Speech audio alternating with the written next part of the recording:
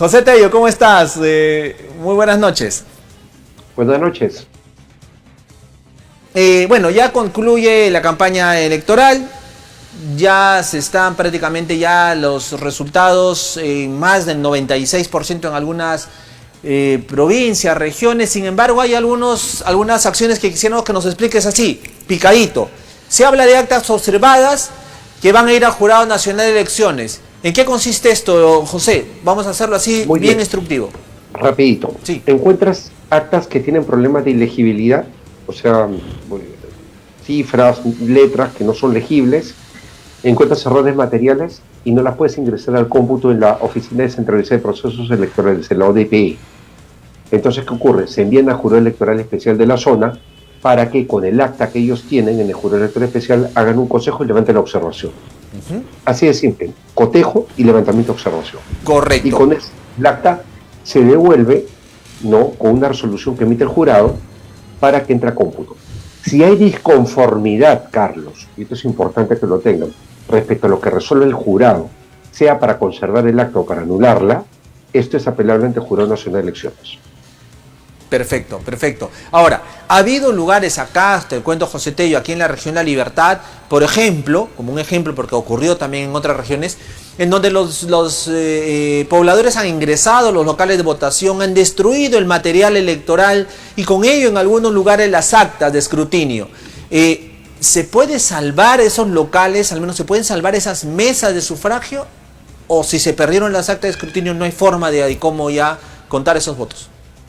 No, pues es que ya simplemente se han destruido el material, han destruido las actas de escrutinio, las actas electorales no hay nada que hacer, porque también han destruido el material, las cédulas de sufragio y todo ello. Correcto, o sea, si hay actas que tienen, porque dicen personeros, nosotros tenemos las actas, se habrán destruido algunas, pero nosotros tenemos las actas.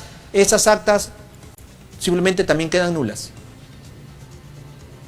No necesariamente, porque muchas veces se procede también a protocolos de reconstrucción de la elección. Ajá. Y es donde se pide a todos los personeros que alcancen el material para poder reconstruir el proceso eleccionario. Recuerda que de acuerdo a lo que establece la Ley Orgánica de Elecciones prima el principio de conservación del voto, conservación de la elección, y eso es importantísimo de tenerlo en cuenta.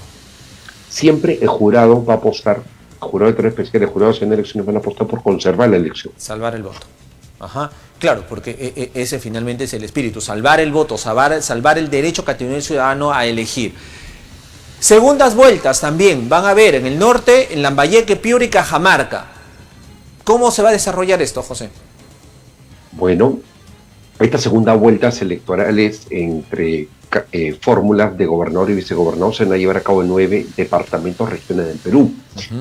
Y definitivamente las 3 que acabas de aludir son regiones norteñas, donde se van a llevar adelante estos procesos electorales de segunda vuelta, porque no se superó el 30% que se requería para que salga elegida una fórmula de gobernador y vicegobernador en primera vuelta, el 2 de octubre. Consecuencia interesante, hay que estar atentos a cómo va a evolucionar este proceso. Me parece que debería ser para la primera semana de diciembre, más o menos considerando los plazos en que se podría llevar adelante esta elección. Perfecto. Ahora, cuando estas actas observadas pasan ya a los jurados electorales especiales, ¿estas audiencias son públicas? O sea, ¿son obligatoriamente públicas o es decisión de los miembros de los jurados especiales hacerlo? O sea, precisamente, por favor, o sea, si son con audiencia pública. Claro, o sea, cuando se van las actas observadas a los jurados electorales especiales, ellos tienen el mecanismo de resolver entre 4 paredes, decidir, o necesariamente pueden hacerlo de manera pública. Claro, lo hacen y emiten una resolución. Y eso es apelable ante el Jurado Nacional de Elecciones, donde sí hay una audiencia.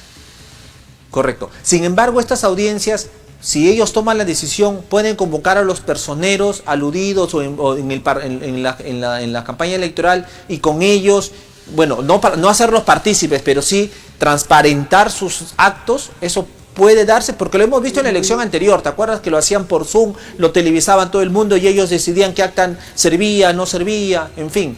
Eso pueden hacer también los jurados electorales. Pueden hacerlo, no hay ningún problema. Correcto. ¿Qué lección podemos sacar, José, de este proceso electoral? ¿Qué debemos corregir y en qué crees que hemos hecho bien nosotros? A ver, lo que se ha hecho bien, por ejemplo, es el manejo de los plazos procesales. Se ha manejado bien, ha habido más rigurosidad por parte del Jurado Nacional de Elecciones, que ha sido más claro en colocar plazos para presentar pedidos de tachas, exclusiones, resolverlos en primera instancia y también en instancia final del Jurado Nacional de Elecciones ya con un plazo legal, porque estos plazos que estableció el Jurado Procesales los ha hecho con una norma infralegal, o sea, con reglamentos electorales, con resoluciones, con criterios que son resoluciones infralegales, o sea, están por debajo de la ley. Pero, por ejemplo, hay plazos que sí se han acatado de acuerdo al cronograma electoral y a la propia ley, ¿no? En consecuencia, tenemos una interesante performance en todo esto, que sí habría que tomar en consideración porque creo que se mejoran los plazos. Algo que sí ha complicado también con el tema de los plazos, porque hay que ver lo bueno y lo malo, es el hecho de que algunos jurados electorales especiales hayan aceptado medidas cautelares, inscrito candidatos y alterado los plazos que establece la OMP para la distribución, por ejemplo, del material electoral. Entonces ahí, por ejemplo, se generó una complicación, ¿no? Pero hay que ver siempre lo bueno y lo malo, y yo creo que el proceso va llevándose más ordenado y que cada vez que van habiendo más mejoras. Sí, José, una última interrogante. Muchos ciudadanos, ejerciendo también su derecho, han votado viciados, han votado en este caso nulos o en blancos. Sin embargo, esto ha motivado que, como votos emitidos, obviamente ahí están considerados los votos nulos y blancos, pero como votos válidos, ha permitido que muchos candidatos que han tenido 28% pasen a tener 31, 32%, por lo pronto, al menos hablando de los regionales, han pasado esa valla y los han elegido, por ejemplo, autoridades. Entonces, ahí la elección aprendida, que el voto finalmente viciado o blanco termina favoreciendo indirectamente pues tal vez a quien no merecía haber ganado en primera vuelta.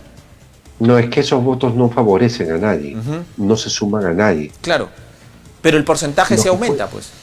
Lo que puede ocurrir en este caso es que vayamos a una causal de nulidad que se configura en instancias municipales si el 50% del total de electores no ha concurrido a votar, o si de manera individual o sumada los votos blancos nulos viciados, correcto, superan el 50%. los 2/3 de la votación emitida válidamente ese día, o sea, de la población, la votación emitida ese día. Entonces ahí se configura una causal de nulidad de elecciones.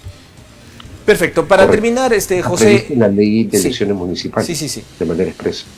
Las consultas populares, las revocatorias, por ejemplo, porque ya hemos estado escuchando que ni siquiera ya están los resultados oficiales de los jurados y ya están empezando algunos pobladores, sobre todo en el interior de la región, presentar revocatorias, en fin, vacancias.